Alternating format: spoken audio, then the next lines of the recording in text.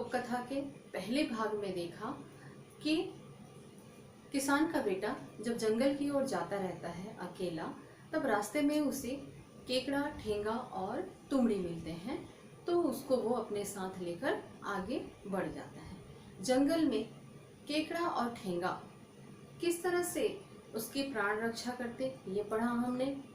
और फिर जब किसान के बेटे को होश आता है तो वह कौवा और सांप को मार डालता है और उनके सिर को अपने गमछे में बांधकर आगे निकल जाता है। इस घटना को एक चरवाहा छुपकर देखता रहता है और वह उनके धड़ को अपने पास रख लेता है।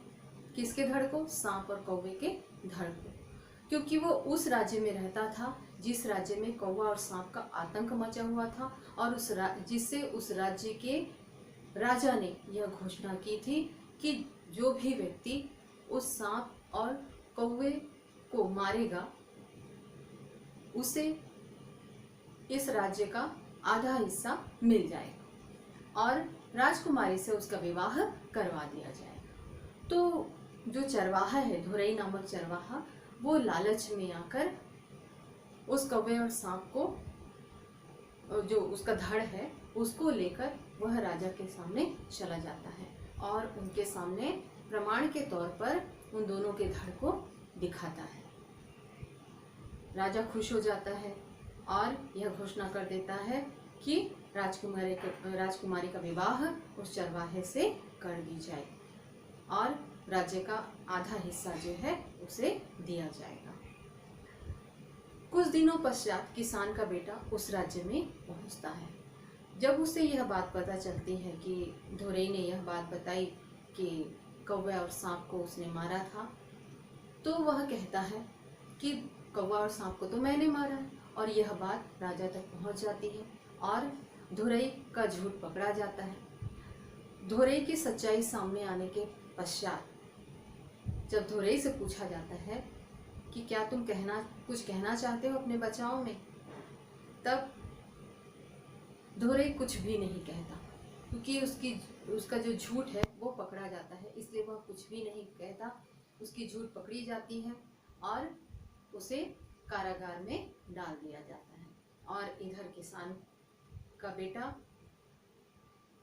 से राजकुमारी का विवाह करने का घोषणा होता है और फिर उसको राज्य का आधा हिस्सा भी मिल जाता है।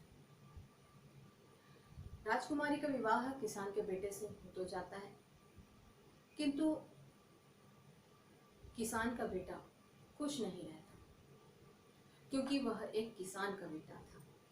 ठीक है, आगे देखते हैं क्या होता है। किसान के बेटा हर अब राजा के दामाद बन के राजमहल में रहे लागिस। वहाँ सब सुख सुविधा होए के बाद ओकर मन वहाँ नहीं लागत रहा है। 24 घंटा बैठे बैठे दिन हर घलो नहीं बहार। तब वो हर राजकुमारी ला कहिस, मोर दादा हर कहे रहिस, सदा मेहनत करके जिंदगी बितावे, ये बात सही आए। बिना मेहनत के अनाज नहीं खाना चाहिए, बिन मेहनत के भोजन खाना पाप बरोबर होते। ये कही के वो हर राजा के खेत में जाके काम बूता करेला। किसान का बेटा जो है वो राजा का दामाद तो बन जाता है, राजमहल में रहने लगा, उसको सारी सुख सुविधाएं मिलने लगी, किंतु वह खुश नहीं था। उसको दिन भर बैठे बैठे बोर लगने लगा, अच्छा नहीं लग रहा था। तब वह राजकुमारी से कहता है कि मेरे पिताजी एक किसान हैं और मेरे पिताजी ने मुझे यह सिखाया है, यह बताया है कि हमेशा मेहनत करके ही जीवन बिताना चाहिए। और ये बात बिल्कुल सही है कि मेहनत करे बिना अनाज नहीं खाना चाहिए। बिना मेहनत के भोजन करना पाप के समान होता है। ऐसा कहकर वह राजा के खेत में जाकर काम करने लगा। किसान के बेटा ला खेत में काम करत देख के लोगन हंसे। कतको मन तो वो कर खिल्ली उड़ाए, हणिया के मुँह लपरई म ढांकबे, मनखे मुँह म काला ढाकबे। किसान के बेटे को और राजा का दामाद को खेत में काम करते हुए देखकर लोग उसका मजाक उड़ाने लगे, उसकी खिल्ली उड़ाने लगे कि देखो इतना बड़ा राजा है, राजा का दामाद खेत में काम करने आया, आखिर ये किसान का बेटा है ना। जेन ठन मुँह तेन ठन बात, जितने जितनी मुँह उतनी बातें। कोनो कहा है राजा के दामाद होके मेहनत करथे, कतिक गुण के मनखे हे। त कोनो कहा है मजूर के बेटा मजूरी नहीं करही त औ का करही। कोई कहता कि कितना अच्छा दामाद है, तो कोई कहता कि मजदूर का बेटा है तो मजदूरी नहीं करेगा तो और क्या करेगा। धीरे धीरे ये बात राजा के कान में पहुंच गई और धीरे धीरे ये बात जो है राजा के कानों तक पहुंच गई। राजा हर ओला दरबार में बला के कहिस, तय हर अब किसान के बेटा नो हस, राजा के दामाद हस। अब तोला ये तरह ले काम बुता करना शोभा नहीं देवा। राजा के कानों में जब ये बात पहुंची कि उसका दामाद खेतों में काम कर रहा है तो वह अपने दामाद को दरबार में बुलाता है और कहता है कि तुम अब किसान के बेटे नहीं हो, अब तुम एक राजा के दामाद हो, अब तुम्हें खेतों में काम करना, इस तरह से काम करना शोभा नहीं देता। पर जब बने बात नहीं होवा थे और प्रजा में ये जो है तुम काम करने जाते हो ये अच्छा संदेश नहीं देता। किसान के बेटा ह कहिस, महाराज मोला क्षमा हो दुहु, काम करना कोनो अपराध नो है। किसान का बेटा कहता है, महाराज मुझे क्षमा कीजिए, पर काम करना कोई अपराध तो नहीं। मैं अपन खेत में मेहनत करता हूँ, मैं अपने खेत में मेहनत करता हूँ। राजा के दामाद होके जब मैं मेहनत करूँ तब प्रजा के मन में मेहनत पर आदर के भाव जागही। और कहता है किसान का बेटा कि राजा का दामाद होके अगर मैं खेतों पर काम करता हूँ तो जो हमारी प्रजा है उन तक एक अच्छा संदेश जाएगा कि राजा का जब दामाद मेहनत कर सकता है तो हम क्यों नहीं कर सकते। उन कोनो काम ला वो हर छोटे बड़े नहीं समझी और कोई भी व्यक्ति किसी भी काम को छोटा या बड़ा नहीं समझेंगे। हमारे राज में धन दिन दुनी रात और चौगुनी बढ़ी और हमारे राज्य में जो है धन और समृद्धि की वृद्धि होगी। दिन दुगनी रात चौगुनी हमारा राज्य प्रगति करेगा। जौन राज के राजा हर मेहनत करथे ओ राज में कभू अकाल और भूखमरी नहीं होगा। किसान का बेटा कहता है कि जिस राज्य का राजा परिश्रम करता है उस राज्य में कभी भी भूखमरी और अकाल नहीं पड़ता। अपन दामाद के विचार ला सुन के राजा हर गदगद हो गए। ओला अपन छाती ले लगा लिस। अब ओला विश्वास हो गए कि ये हर मेहनत के संगे संग विचारवान घलो है। राजा अपने दामाद के इन उच्च विचारों को सुनकर राजा का हृदय गदगद हो गया और वह खुशी से अपने दामाद को हृदय से लगा लिया और राजा को विश्वास हो गया कि ये मेरा जो दामाद है ये मेहनती होने के साथ साथ विचारवान भी है, गुणवान भी है। राजा हर दरबार में घोषणा कर दिस, मोर यही दामाद हर राज के उत्तराधिकारी होगी। और राजा ने घोषणा कर दिया दरबार में कि मेरे राज्य का उत्तराधिकारी जो है ये मेरा दामाद ही होगा। राजा के घोषणा ला सुन के दरबार में उछाल छा गई और राजा की इस घोषणा को सुनकर दरबार में खुशी की लहर दौड़ गई। तो बच्चों ये थी लोक कथा सांचला आज का, ठीक है। मतलब जिसके साथ सच होता है उसका कोई भी कुछ नहीं बिगाड़ सकता। ईश्वर हमेशा उसके साथ होते हैं, ठीक। अब अगला कहानी है हिरण और कोलिया। एक वक्त की बात आए, हिरन और कोलिहा पानी पिए पर जावत रही। कुआं तीर में जाके कोलिहा हिरन ले कहीस, ये मितान मैं हर पहली खाले डहर लटक के पानी पी लेत हूँ, पाछू तय पानी पी लेवे।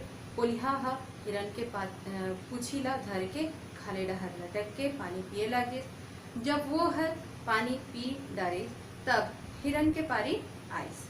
एक बार की बात है कि हिरन और लोमड़ी दोनों साथ साथ जा रहे थे, दोनों मित्र थे, जिसमें लोमड़ी जो था वो बहुत चालाक था। रास्ते में दोनों को प्यास लगी। चलते चलते उन्हें रास्ते पर एक कुआं मिला। कुआं को झांक कर देखा तो पानी काफी नीचे था, जिसमें मुंह लगाकर पीना संभव नहीं था। तो लोमड़ी को एक तरकीब सूझी। उसने हिरन से कहा कि मित्र, ऐसे सामान्यतः तो पानी नहीं पिया जा सकता, तो एक काम करते हैं, एक दूसरे के पूंछ को पकड़कर लटक कर पानी पीते हैं। और इस तरकीब को हिरन ने हामी भर दी। जो लोमड़ी था वो काफी चालाक था। उसने कहा कि मित्र, मैं पहले पानी पी लेता हूँ, उसके बाद तुम पानी पियो। हिरन ने हाँ कहा। उसके पश्चात पहले लोमड़ी ने कहा कि मेरे पूंछ को पकड़ो, और पूंछ को जब पकड़ा तो उसने पानी पी लिया। अब जब हिरन की बारी पानी पीने की आई तो जब वो पानी पी रहा था तो इधर उधर लोमड़ी ने देखा और फिर किसको, हिरन को धक्का दे दिया। ठीक है, हिरन को धक्का पड़ते ही वह कुएं पे जा गिरा। कुछ दूरी पे खेत में कुछ लोग मटर तोड़ रहे थे।